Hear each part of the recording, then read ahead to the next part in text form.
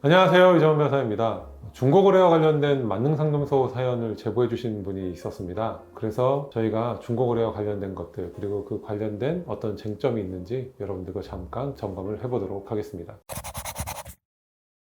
먼저 사연을 소개해 드리겠습니다. 안녕하세요. 어떤 고등학생 형이 저한테 패딩을 팔기로 했어요.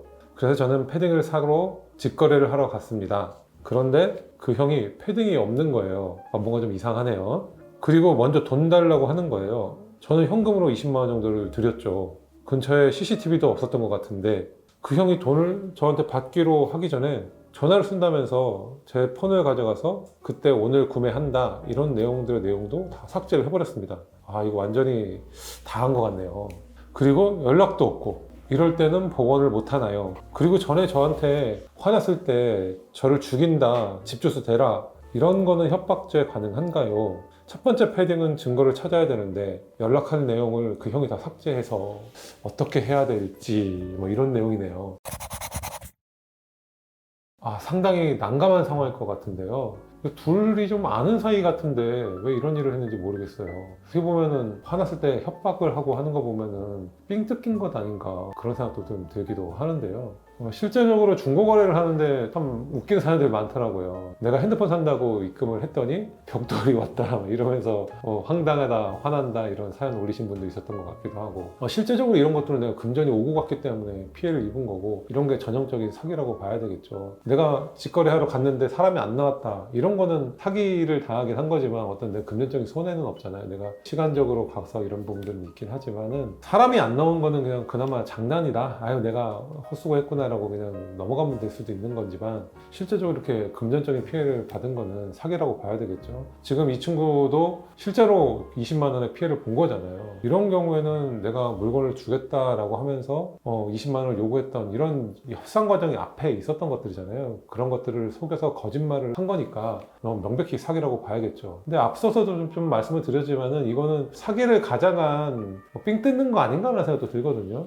그렇다고 그러면은 법적으로는 어떤 이제 협박이나 이런 것들이 있었다고 그러면은 그건 이제 공갈죄로 볼 수도 있는 부분들인데요. 어쨌든 좀 내용이 좀 전 추상적인 부분들이 있어서 제가 정확하게 답변드리기 어려운 부분도 있겠지만 내용대로만 본다 그러면 그냥 명백한 사기로 봐야 되지 않을까. 그런 가능성이 더 큰 것 같고 친구가 이제 증거까지 인멸하는 어떤 면은 되게 상당히 지능적으로 이제 활동을 했는데 이런 경우를 하더라도 무조건 처벌을 못 한다고 생각하지 마세요. 왜냐면 본인이 그런 피해를 입었고 이렇게 구체적으로 어떻게 피해를 당했고 이런 것들 다 있으시잖아요. 그런 것들이 본인의 진술이기 때문에 또 그 패딩을 가져다가 그 사람은 어디던가 또 팔았을 거 아니에요? 그럼 그 패딩을 바보같이 이 패딩을 찍어가지고 어딘가 중고장터에다가 올렸을 가능성이 있거든요. 그러면 그런 것들이 좀 잡히면은 다른 증거로 또 통해서 이 사람이 이런 행위를 했다라는 것들이 밝혀질 수 있기 때문에 당연히 응징을 해야 되겠죠. 그래서 경찰에 신고하는 것들 당연히 필요한 부분이고요. 앞서서 조금 협박당했던 그런 부분도 있었던 것 같은데요. 너 말하면 죽여버리겠다. 집이 어디냐 이렇게 물어보는 거 봐서는 그냥 별도의 협박죄도 될 수 있을 것 같고 이런 부분까지도 좀 넓게 본다면 포괄적으로는 공갈죄가 성립될 수도 있는 부분인 것 같아요. 어쨌든 간에 이런 범죄를 저지르고 있는 부분들에 대해서 응징을 해야 되고 또 내 카카오톡 메시지가 없어졌다 하더라도 그거는 이제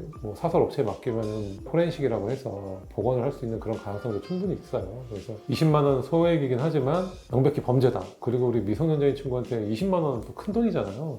꼭 앞으로는 이제 돈을 좀 받고 물건을 준다든지 그리고 직거래 할 때도 끝까지 챙겨봐야 되겠죠. 정리를 하자면 우리 질문 주신 친구는 빨리 경찰에 신고를 해서 구제를 받으셨으면 좋겠고요. 아마도 20만 원 빨리 회수할 수 있지 않을까 싶습니다. 관련해서 또 추가적으로 문제가 생기시면 댓글 달아주시면 제가 거기다 답변을 좀 드리도록 하겠습니다. 최근에 이제 중고 시장이 많이 커지다 보니까 이런 피해들이 속출하고 있는데요. 중요한 포인트 몇 가지만 제가 짚어드릴게요. 첫 번째로는 개인정보, 신상을 좀 확인하고 이 사람과 거래를 해야 되겠다라는 겁니다. 거래를 하려면 내가 계좌이체를 해서 돈을 줘야 되잖아요. 실제적으로 내가 대화한 사람은 A인데 계좌 넣어야 되는 사람은 B란 말이에요. 그럼 뭔가 좀 불일치하잖아요. 그럼 뭔가 그런 경우에는 내가 신원을 속이고 뭔가 사기를 치려는 사람 아닐까라는 걸 좀 의심을 좀 해보셔야 돼요. 그래서 또 오픈 카톡 같은 경우에는 실명을 확인하기가 좀 어려운 부분도 있잖아요. 그래서 어느 정도 전화번호를 공개된 그런 사람이라든지 몇 가지 좀 주의를 하면서 거래하셔야겠다라는 거고요. 두 번째로는 이게 참 실질적인 팁이 될 수도 있을 것 같은데요. 이 사람의 중고거래 내역을 좀 보는 겁니다. 프로필을 클릭해서 보면은 이 사람이 어떤 물건을 팔았는지, 그리고 이 사람이 어떤 등급으로 신뢰할 만한 건지 이런 평가를 하는 부분도 있거든요. 그래서 약간 일회성으로 중고마켓을 이용하는 사람들과는 거래하지 않는 것이 좋지 않을까 싶습니다. 세 번째로는 여러분들이 안전거래를 이용하시는 건 좋을 것 같아요. 요즘에는 거래 관련돼 가지고 보험도 들어주더라고요. 그래서 그런 보험 같은 것도 필요하고, 또 업체를 통해서 돈이 지불되는, 물건을 받은 이후에 정산이 이루어지는 그런 시스템들도 있으니까요. 그런 비용들이 좀 들더라도 여러분들이 안전한 거래를 위해서는 제도로 활용하시는 것이 좋을 것 같습니다. 그리고 의뢰해주신 학생 꼭 20만 원 찾으셨으면 좋겠습니다. 오늘의 사연은 여기까지고요. 여러분들 중고거래할 때 주의하시기 바랍니다. 만능 상담소를 운영하면서 댓글이나 또 이메일로 상담 문의를 주시는 분들이 있더라고요. 그래서 제가 선정을 해서 다시 한번 또 좋은 주제로 여러분들과 찾아뵙도록 하겠습니다.